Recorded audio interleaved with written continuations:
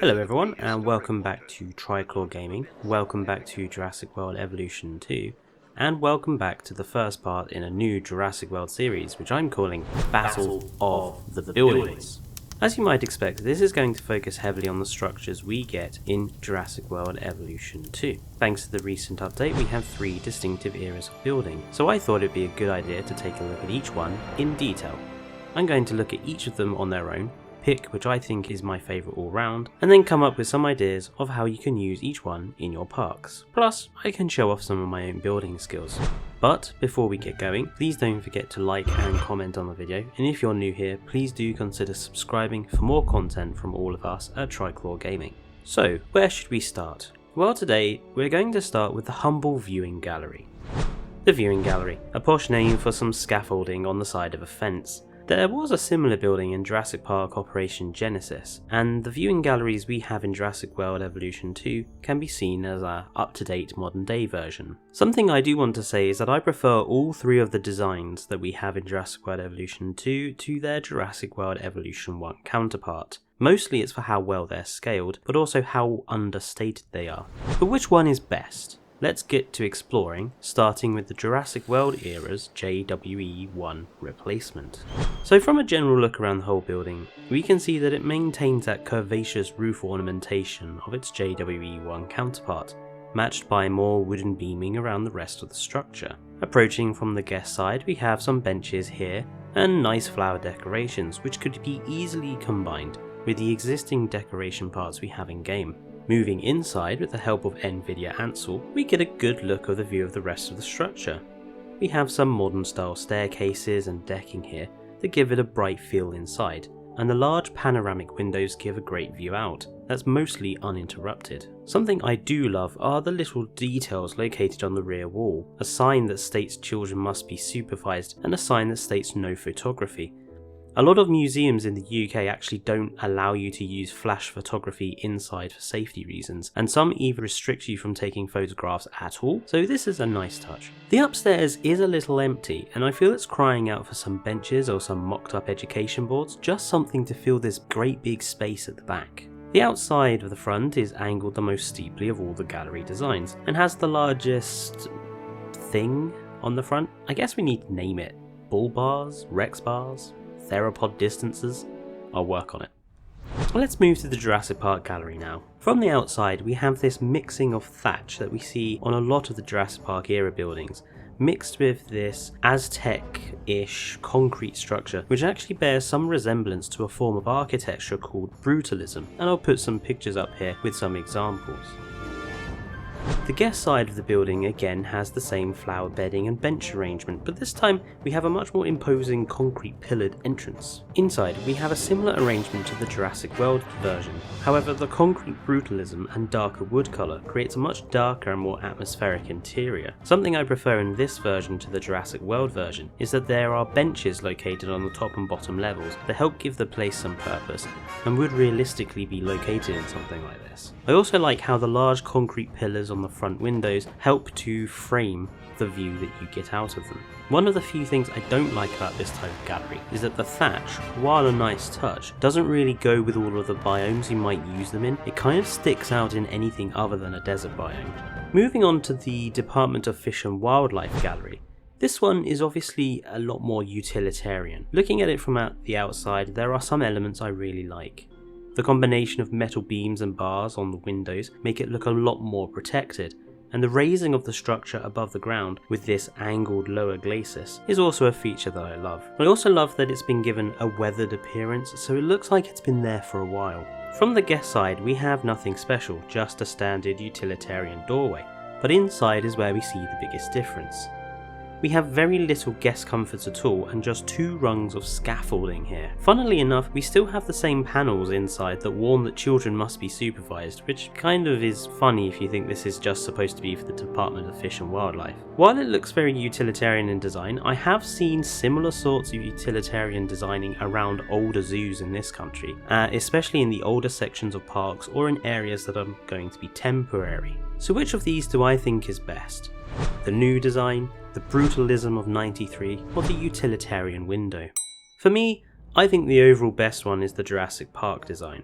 I like it for a number of reasons. I think it fits in the maps better, I think the insides look nicer with the benches, and I think that the thatched roof outside contrasts nice with the concrete, and I think it looks much better in the darkness as well compared to the Jurassic World one. The Jurassic World gallery seems very garishly bright, with the lower level completely overexposed while the upper level is fully dark. Both the DFW and the Jurassic Park galleries have much more atmospheric lighting. So before I get to making an exhibit with my favourite gallery, let's go through a few ideas of how you can use and decorate these buildings. Using the Jurassic World gallery first, here's one idea of how to spruce up your guest area. Here I've used flower beds to connect to the flower beds of the building along the path. The tall wooden rectangular modern art shaped barriers help to not only match the design of the gallery itself but also separate off the small seating areas behind.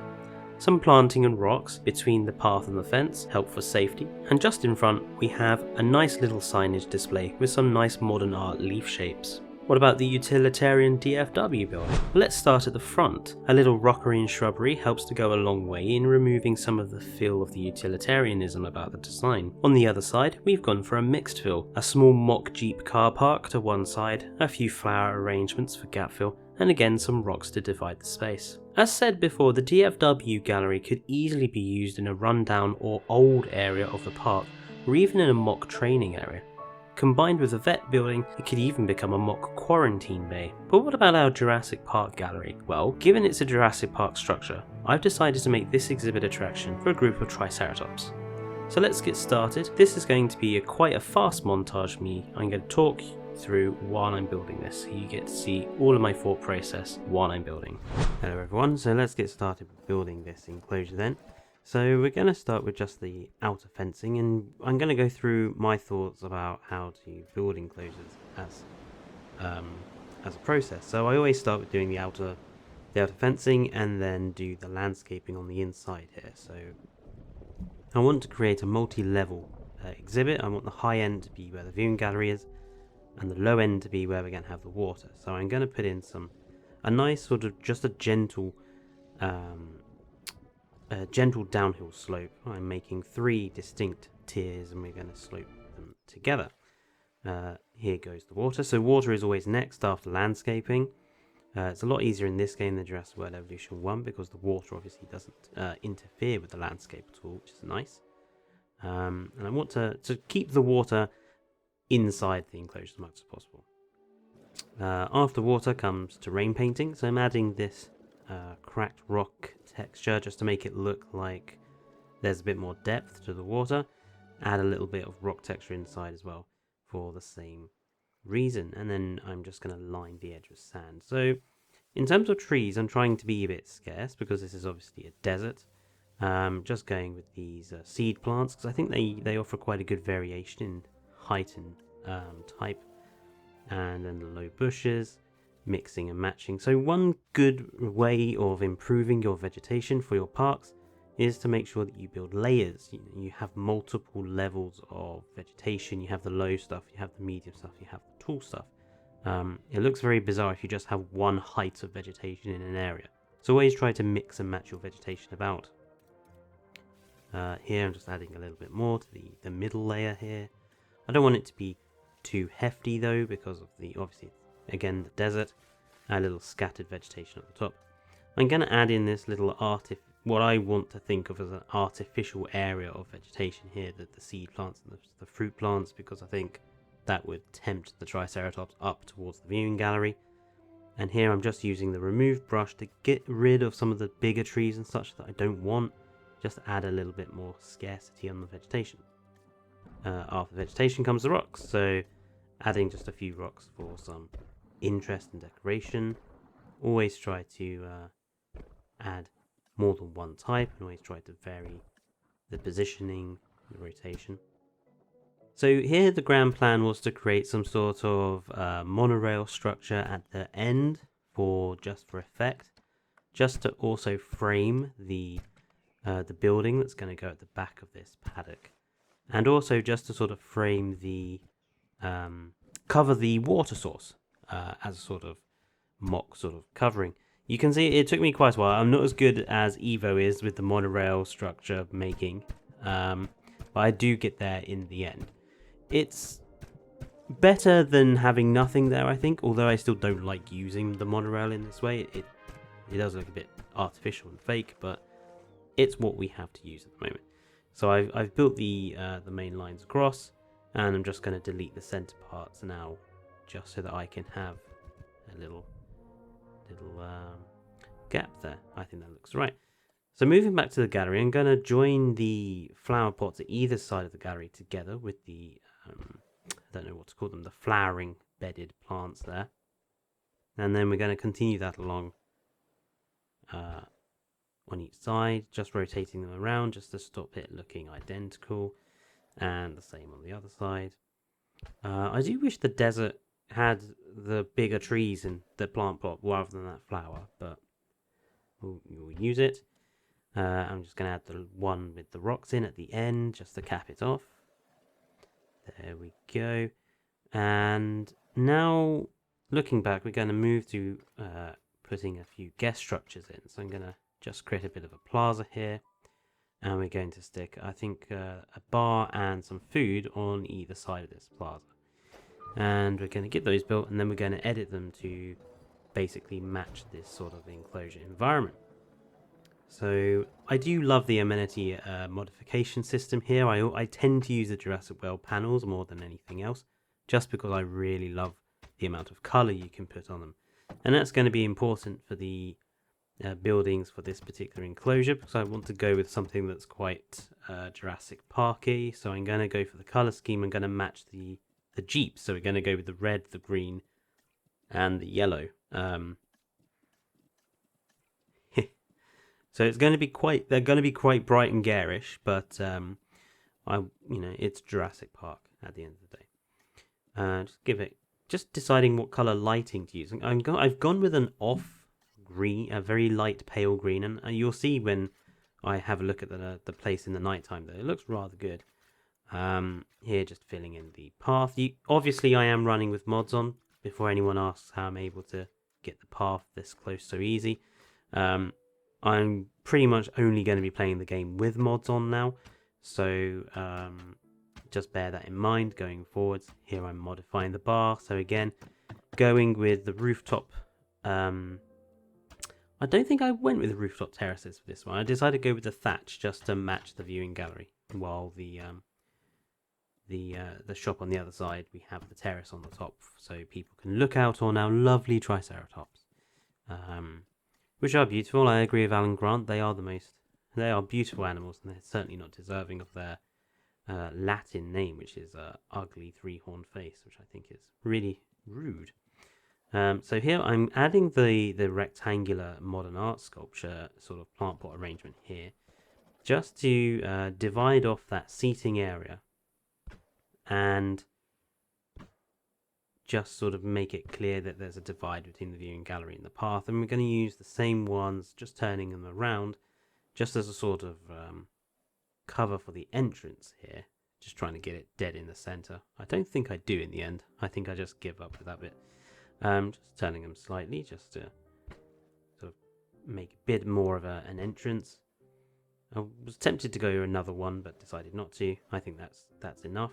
And then we're going to stick in the Triceratops marker sign in the front. I hope we get more of these signs. There's fewer of them than there was in the first game, which is disappointing. I was tempted to put some more flowers behind, but decided not to. And just deciding whether I want to have the small light pyramids or the tall light structures here. I went with the tall light structures just because the wood matches the wood we've already used, and obviously the thatch as well. And I do prefer the tall lights to the concrete pyramids. Just making sure they look alright. There we go. That's nice. And now to fill the gap between the path and the fence. So again, it's annoying we don't have individual placeable trees. We have to deal with the brushes. But if there's a big enough gap, some brushes will work. You just have to find out which ones work best and try and get it looking alright. Going with some varied vegetation here, just trying to get a couple of trees in, or at least something. Even my much loved ginkgo brush failed me, but I got something in that I was happy with in the end. yeah, I was happy with this. I really love that colour scheme, the red and green. I think that works really well. Decided just to put in a couple of plant pot arrangements here just to divide off sort of one side going towards the bar and one side towards the food. And here we have our lovely Triceratops in their new enclosure. I went with randomized skin textures and I think they all turned out really nicely. Especially this one up front here, the green with the black stripes, I think looks really nice. And the rest all happen to go with a very almost desert-like camouflage pattern here, the orange and the black stripes one there. This guy in the corner, he got beaten up when I first put him in the enclosure. He got beaten up by another Triceratops immediately, so I sort of feel bad for him. And here we have it with guests in the park. So I think the overlook from the bar, the food shop there into the enclosure looks really nice. I really like that little display that we have dividing off the viewing gallery from the Path Plaza area. Could do more with this if you really wanted to spend a lot of time decorating and such, but I think this looks good as is. I really do like that arrangement. I'm going to have to do that more with my parks, putting the signage and stuff there, and just seeing what it looks like from behind here with from the little seating area. It's a bit claustrophobic perhaps, so yeah, I might have another go at that at some other time. And here we have that sort of, it's in the dark with this pale green lighting for the amenity buildings. I think it looks really nice with that pale green. Not as bright as the white, and it highlights the natural green on there already. And the view from inside the viewing gallery there, of the monorail there framing the visitor center building at the back end of the paddock, which I somehow managed to miss. It's the command center there at the back of the building there, just framed by the monorail. So yeah, that is our exhibit for the Triceratops and the winner of the first part of the buildings, the viewing gallery. I think it looks really nice. Let me know in the comments section down below what you think of my Triceratops enclosure, and whether you agree or disagree that the Jurassic Park viewing gallery is the best of the 3 viewing galleries, and if not, which one do you think is the best and why? Do tell me down in the comment sections below. Don't forget obviously to like, comment and subscribe if you have not already subscribed to us. We hit 200 subs today, which I'm absolutely amazed by. 200 in our first year. I don't think it's too bad going. So thank you everyone who has already subscribed. And if you haven't yet, do click the subscribe button down below. But for now, it's a goodbye from me, and I hope to see you all in the next video. Bye bye.